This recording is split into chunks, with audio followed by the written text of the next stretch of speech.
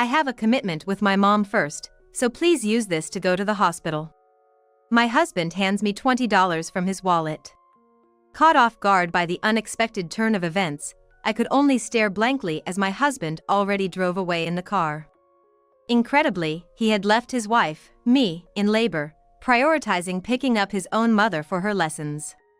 Even though his mother had constantly belittled me in the past, I put up with it for the sake of our unborn child. But now I understood. Someone who neglects their child like this doesn't deserve to be a parent. Despite the increasing pain, I decided to face the childbirth alone. My name is Catherine. I married my husband Bob, who is 3 years older than me, right after graduating from college. We were leading a reasonably happy married life.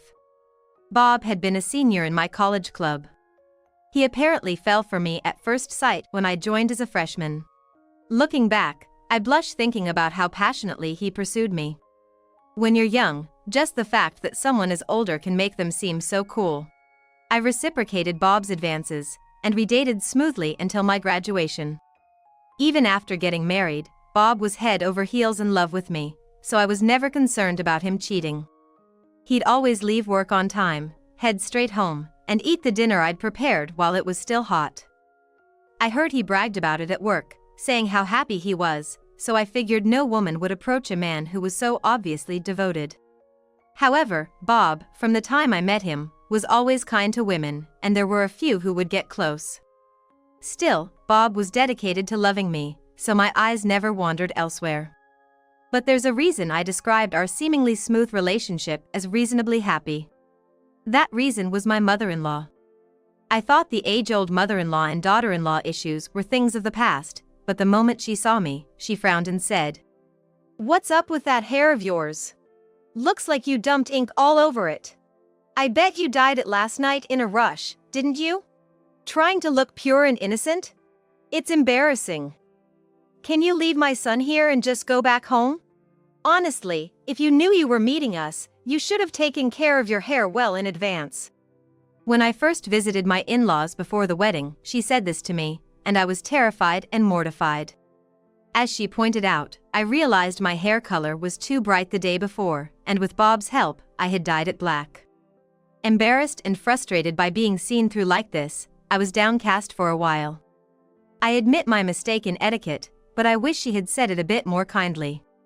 Being separated from Bob because of my hair color, and virtually being kicked out of my in-laws' home on my first visit, Bob called me later and said, "I think Mom was just nervous and came off a bit harsh.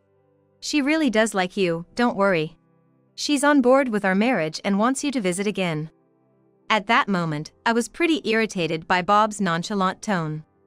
She insulted me in front of him, he didn't stop her, and now he seemed to be defending her. There's no doubt in my mind that her request for me to visit wasn't genuine. Was she gonna force us to live with her after we got married and constantly berate me? However, when I finally took the step to marry Bob, my mother-in-law made no such suggestion. I was relieved, but it was short-lived as she started frequently calling Bob to her home. He's finally done with college out of state and got a job back home, and then he gets married all of a sudden. I've been so lonely.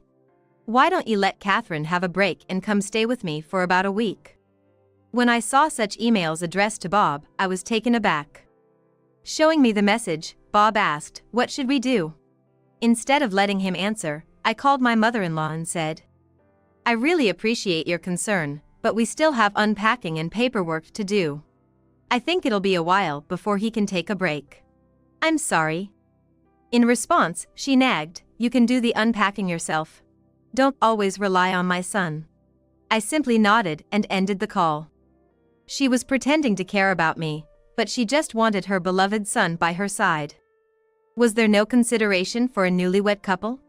While I was irritated by my inconsiderate mother-in-law, I was also upset with Bob, who just went along without resisting. My husband says that his mother has always been like this. After she separated from my father-in-law, her overprotectiveness became even more intense. When my husband decided to go to college, she cried and tried to stop him. He somehow convinced her and went on to study, but apparently, they used to communicate via email or phone calls almost every night.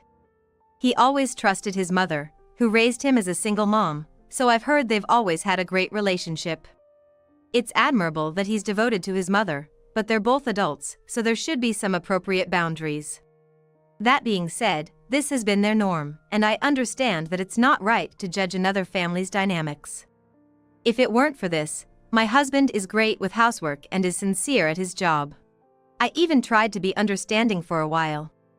However, it didn't take long for me to question their closeness. One weekend, my usually late sleeping husband woke up earlier than I did and started preparing to go out. I asked, "Did you have plans to go somewhere today?" To which he replied, "I'm going shopping with Mom, Catherine, you can keep sleeping." That was totally unexpected. Apparently, she wanted to buy some clothes and wanted his opinion, so she asked him to accompany her. This made me upset again, but I tried to keep calm and said, "Today's our day off together after a long time, why don't we do something?" But he shook his head saying, "I'd like to, but I promised Mom first, and she seems to be waiting for me outside." To that, I was taken aback and rushed to the entrance in my pajamas. Looking through the window, I saw my mother-in-law's bright red car parked outside. Noticing my gaze, she stepped out of the car, smiling slyly, and said, "Bob, you're taking too long." "Oh, Catherine, still sleeping at this hour even though you're a stay-at-home wife? That's pretty lazy of you. Should I get you an alarm clock as a gift?" With her lips as red as her car, she laughed out loud, then lovingly took my husband's hand and led him to the passenger seat. I was dumbstruck watching their intimate interaction and could only watch as they drove away cheerfully. After this incident, I started noticing changes in my husband. He almost stopped doing household chores, which he used to do regularly, and began visiting his parents' house almost every weekend. His attitude towards me changed and became more demanding. "You're too lazy, Catherine. Whenever I'm off, you just sleep in. Do you think you're fulfilling your duties as a housewife? You even stopped wearing makeup. Just because you're married doesn't mean you should get sloppy. Even Mom's concerned about you. Maybe you should visit your parents sometimes?" I don't know what my mother-in-law says about me, but my husband surely is taking advantage of that. He never complained about my naps or makeup when we were dating. But as my husband suggests, maybe my mother-in-law is genuinely concerned about my behavior. But, considering how my mother-in-law treats my husband like her boyfriend, I can't help but think that she's just trying to annoy me. I hoped things would change once we had a child. Not long after I started having doubts about my husband, I found out I was pregnant.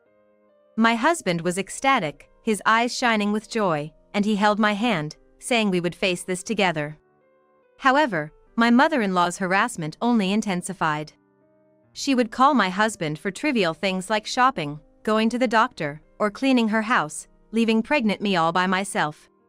I tried explaining to my husband that her actions have a malicious intent towards me, but it backfired.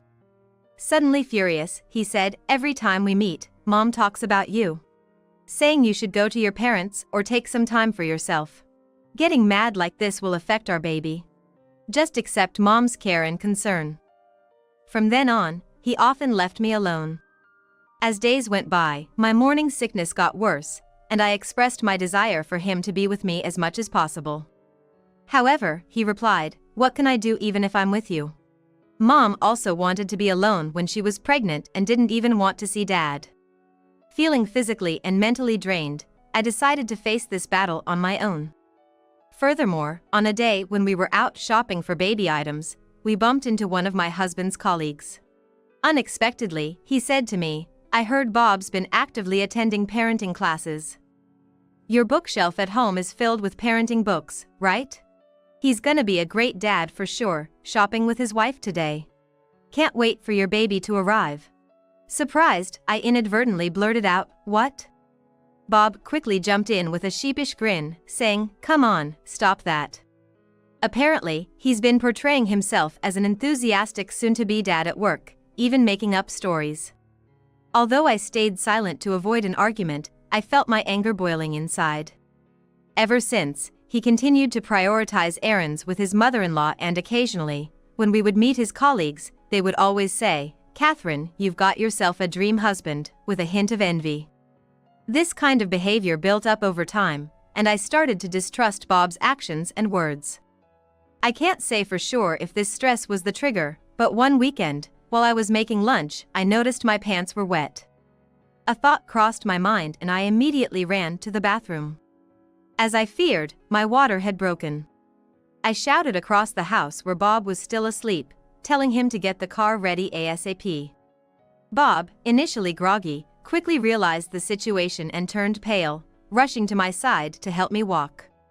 I had been told by the nurse multiple times to head straight to the hospital if my water broke. Understanding the potential urgency of the situation, Bob was starting to panic. As we were finally in the car and on our way, and I was beginning to feel contractions, Bob's phone rang. He couldn't pick up since he was driving, so I, fighting through the pain, glanced at the screen. A sinking feeling washed over me when I saw the name Linda, his mother. Staring at the screen for a while, the ringtone persisted. Thinking it might be faster to just answer and explain, I reluctantly picked up. "Bob? Where are you? You remember today's our weekly knitting class, right? Did you forget?" I shivered at the cloying voice she never used when speaking with me, but I decided to explain it to my mother-in-law. "The thing is, my water just broke, and I'm on my way to the hospital with Bob." As soon as I said that, my mother-in-law started yelling at me like she was a different person. "What's that got to do with me? Don't use my son as your personal taxi service. Can I speak to Bobby? I've got my weekly sewing class today, after all, and I had this planned first." I was at a loss for words. Not only did she not care about her grandchild's welfare, but she also said she didn't care. Even when I remained silent, I could still hear her shrill voice. "I'm sorry, Catherine," my husband quietly said. For a moment, I thought he was apologizing to me for his mother's outburst.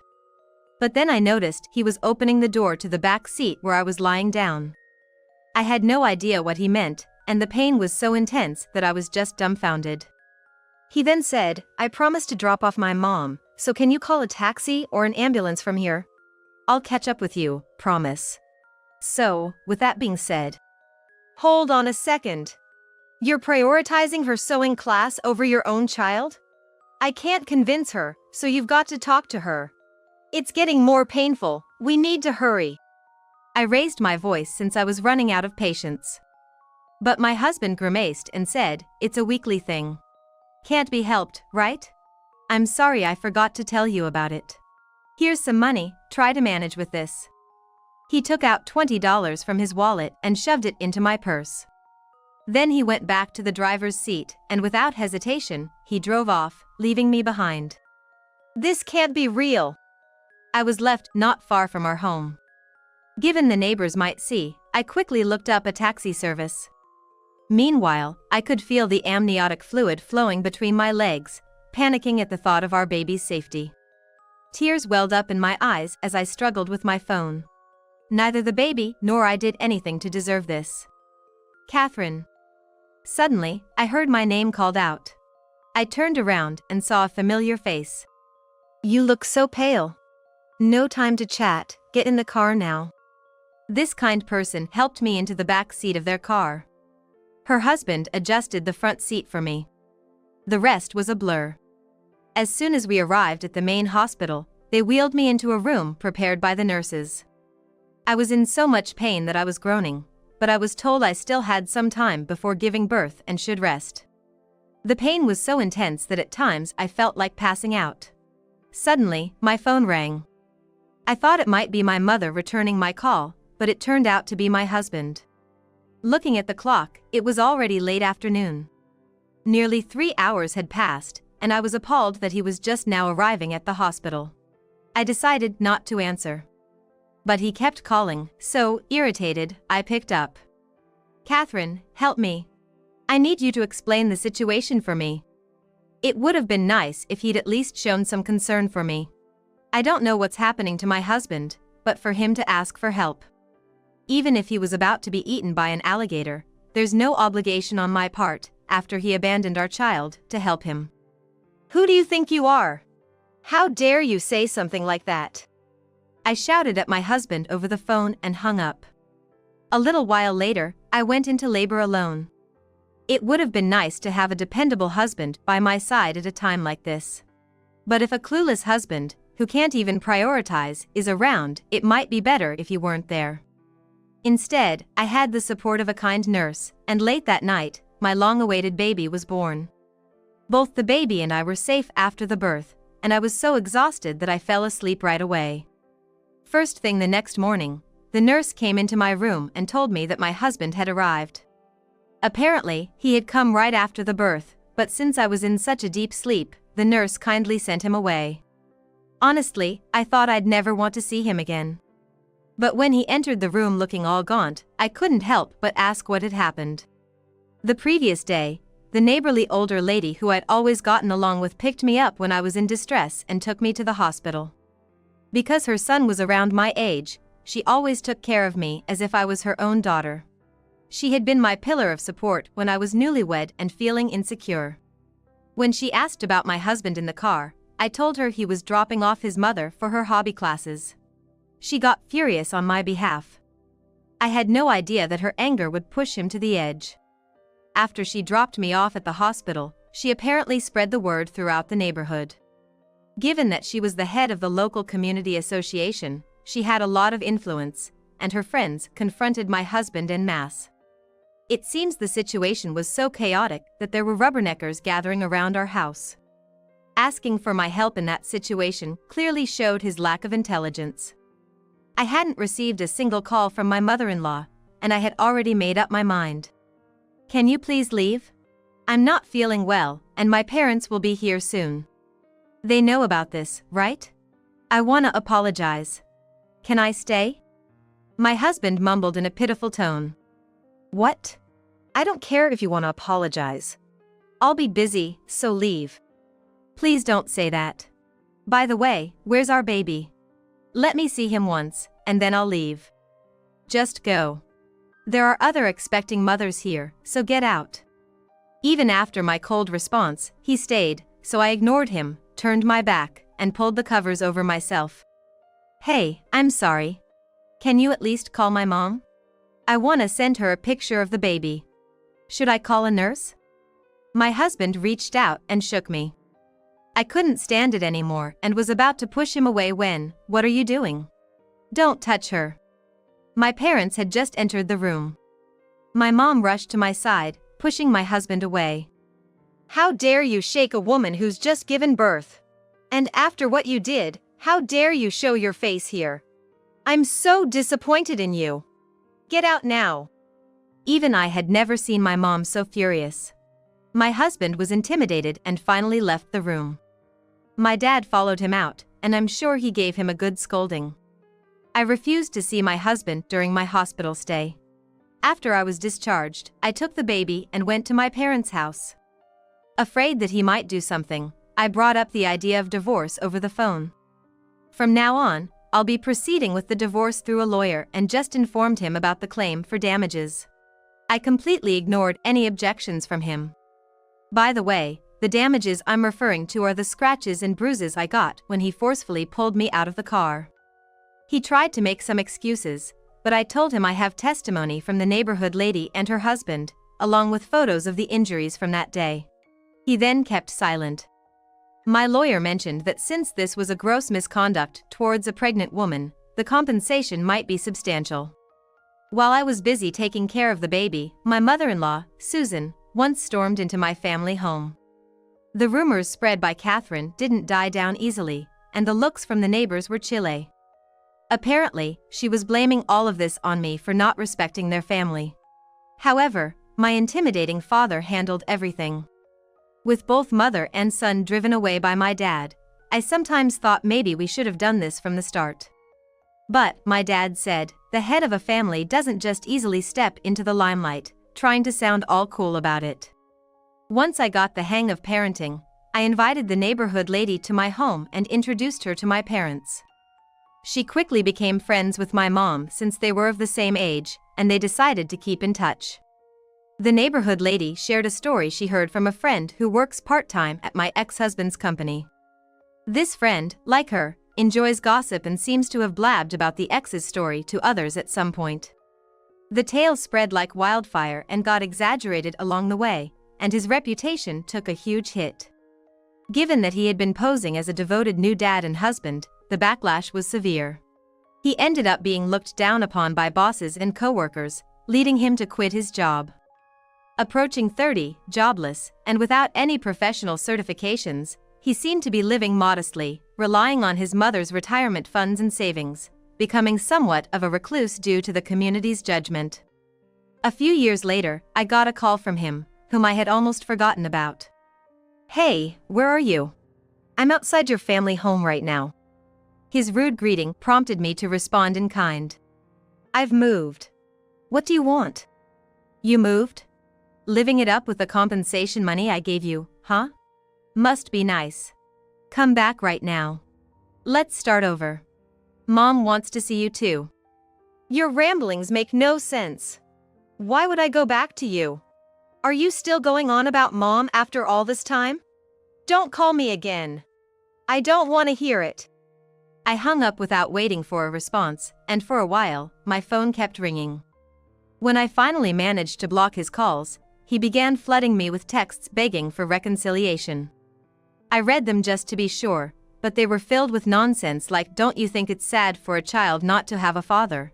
And even though you owe so much to Mom, not letting her see the child is utterly disrespectful." I deleted all of them and changed my email address. Though this whole incident was a nightmare, it allowed me to proceed with the divorce advantageously and take appropriate action against him. If a family member's gonna be such trash, it's better for my child that they're not in our lives. I find comfort in this thought as I enjoy parenting, supported by my parents who have now become loving grandparents.